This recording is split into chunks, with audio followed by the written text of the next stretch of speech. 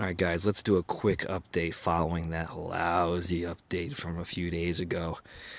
In a fit of rage, we determined that that red stencil was not sticking. So this was painted silver and looked beautiful. And now it's back down to bare wood. And that gave me a chance to also go ahead and do my friend's cabinet as well. Now, cat's out of the bag on this one. As you guys can see, may not have been a Robotron to begin with, but it will still get restored in one way or another. So this gave me a chance to really go through and get rid of a lot of that planking that was showing up on the silver and take care of all that body work that just was showing through. They had to do quite a bit of repair work down here at the bottom. I guess it was all waterlogged and rotting away. They took care of that. All I did today was sand. I spent about 2.5 to 3 hours sanding today, and it feels a lot better. We sanded everything with 120 grit, and there was planking, significant planking that you guys could see on the silver paint, and this looks way better now. Even things like these knots here, they were showing up through the paint. Now we'll put primer on it and we'll sand it again to make sure nothing is popping through.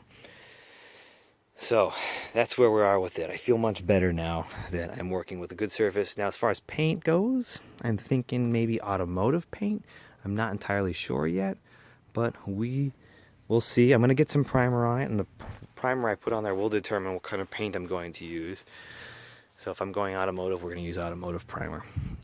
A nice good filler primer to make sure that anything is hidden, especially on this cabinet over here that I'm doing for my friend. And I do want to say a quick thanks to everybody who gave me the suggestions. They're kind words, their sympathy after all this. But anyway, there you go. And there's the ancient belt sander I was using today to get rid of this stuff super quick. I actually thought about using paint stripper, and I was like, you know what? I'm just going to sand. It'll make me feel a lot better. And it did. I feel good now. I feel good working with a nice clean surface again.